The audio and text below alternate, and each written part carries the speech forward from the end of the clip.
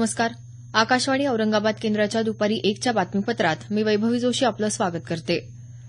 उत्तर प्रदेश विधानसभेच्या 7व्या फेरीच्या मतदानासाठीच्या प्रचारासाठी पंतप्रधान नरेंद्र मोदी आज वाराणसी आणि जौनपूरमध्ये सभेला संबोधित करणार आहेत. तर मुख्यमंत्री अखिलेश यादव आणि काँग्रेस उपाध्यक्ष राहुल गांधी हे एक संयुक्त रोड शो, तर बसपा प्रमुख मायावती यांची वाराणसीमध्ये प्रचार सभा होणार आहे. दरम्यान उत्तर प्रदेशात विधानसभा निवडणुकीच्या 6व्या फेरीचं मतदान आज सुरू आहे. उत्तर प्रदेश आणि मणिपूरमधील शेवटच्या फेरीचं मतदान पार पडल्यानंतर 9 मार्च रोजी सायंकाळी 5:30 वाजेपासून निवडणूक निकालाचे अंदाज प्रसारित करता येऊ शकतील, असं निवडणूक आयोगानं म्हटलं आहे. मात्र उत्तर प्रदेशातल्या आलापूर आणि उत्तराखंडमधल्या कर्णप्रयागमध्ये मान्यताप्राप्त पक्षाच्या उमेदवाराचं निधन झाल्यामुळे तिथली निवडणूक 9 मार्चपर्यंत पुढे ढकलल्यामुळे हा निर्णय घेण्यात आला आहे. नाशिकच्या देवळाली कॅम्पमधल्या लष्करी जवानाच्या आत्महत्येप्रकरणी लष्करातील वरिष्ठ अधिकारी आणि गृह खात्यामार्फत चौकशी करण्यात येईल, अशी माहिती केंद्रीय संरक्षण राज्यमंत्री सुभाष भामरे यांनी दिली आहे. नाशिक इथं ते वार्ताहरांशी बोलत होते. देवळाली कॅम्प इथल्या लष्कराच्या तोफखाना विभागात काम करणाऱ्या DS राव मॅथ्यूज या जवानानं गुरुवारी गळफास घेऊन आत्महत्या केली. दरम्यान लष्कर भरती पेपर फुटल्याप्रकरणीही चौकशी करण्यात येणार असून लष्कराच्या परीक्षा पद्धतीत सुधारणा करणार असल्याचं भामरे यांनी यावेळी सांगितलं. कर्जबाजारीपणा आणि नापिकीमुळे होणाऱ्या शेतकऱ्यांच्या आत्महत्यांबद्दल सर्वोच्च न्यायालयानं तीव्र चिंता व्यक्त करत या आत्महत्या रोखण्यासाठीच्या सरकारी प्रयत्नांची दिशा योग्य नसल्याचं मत नोंदवलं आहे. शेतकऱ्यांनी आत्महत्या केल्यानंतर त्यांच्या कुटुंबियांना मदत देणं हा उपाय नाही, तर त्यांच्यावर आत्महत्या करण्याची वेळ येऊ नये अशी परिस्थिती निर्माण करायला हवी, असं मत न्यायालयानं व्यक्त केलं. बेनामी मालमत्ता बाळगल्यास 7 वर्षांपर्यंत कठोर शिक्षा होऊ शकते, असा इशारा आयकर विभागानं दिला आहे. बेनामी मालमत्ता कायद्याचं उल्लंघन करणाऱ्यांना आयकर विभागाच्या विविध कलमांखाली दोषी ठरवण्यात येईल. तसंच बेनामी संपत्तीवर चालू बाजार मूल्याच्या 25% दंड भरावा लागणार असल्याचं विभागानं सांगितलं आहे.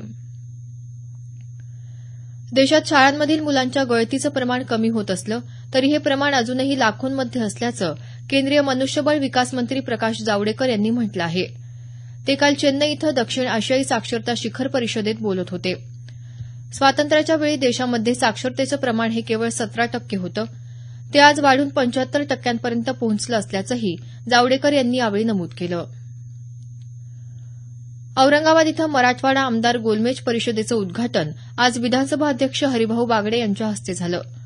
आंतरराष्ट्रीय स्तरावर महिला आणि बालकांच्या विकासासाठी काम करणारी युनिसेफ ही संस्था तसंच डॉ बाबासाहेब आंबेडकर मराठवाडा विद्यापीठातील जनसंवाद आणि वृत्तपत्र विद्या विभागाच्या वतीनं या परिषदेचं आयोजन करण्यात आलं आहे.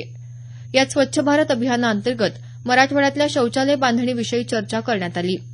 आमदार अतुल सावे, सतीश चव्हाण, संजय शिरसाट, इम्तियाज जलील, सुभाष झांबड, विद्यापीठाचे कुलगुरू डॉ BA चोपडे या परिषदेस उपस्थित आहेत. यात सर्वांसाठी आरोग्य आणि सर्वांसाठी शिक्षण यासह विविध विषयांवर चर्चा होणार आहे. दक्षिण मध्य रेल्वेनं काही महत्वाच्या रेल्वे गाड्यात तात्पुरत्या स्वरूपात तर काही गाड्यात कायम स्वरूपात डबे वाढवण्याचा निर्णय घेतला आहे. तपोवन एक्सप्रेसमध्ये एक वातानुकूलित डबा, नांदेड बिकानेर आणि नांदेड पनवेल या साप्ताहिक गाडीत एक द्वितीय श्रेणी शयनयान, तिरुपती आदिलाबाद साप्ताहिक गाडी आणि आदिलाबाद नांदेड जलद रेल्वे गाडीत 4 द्वितीय श्रेणी शयनयान, तर काचीगुडा अकोला इंटरसिटी रेल्वे गाडीत 2 द्वितीय श्रेणी आसन यान डबे मे महिन्याच्या अखेरपर्यंत वाढवले आहेत. तिरुपती शिर्डी साईनगर रेल्वे गाडीत एक तृतीय श्रेणी वातानुकूलित डबा कायमस्वरूपी वाढवला असल्याचं दक्षिण मध्य रेल्वेनं कळवलं आहे. Chamber of Marathwada industries and agriculture CMIA आणि मराठवाडा ऑटो क्लस्टर यांच्या वतीनं औरंगाबाद इथं मराठवाडा इंडस्ट्रीयल इलेक्ट्रिकल फेअरचं आयोजन करण्यात आलं आहे. 9 ते 11 मार्च असे 3 दिवस वाळूज परिसरात मराठवाडा ऑटो क्लस्टर इथं हे प्रदर्शन भरवलं जाणार आहे. औद्योगिक क्षेत्रासाठी विद्युत उपकरण पुरवणाऱ्या विविध कंपन्या या प्रदर्शनात सहभागी होणार आहेत. याबरोबरच हे बातमीपत्र संपलं. आमचं यानंतरचं बातमीपत्र सायंकाळी 5:25 वाजून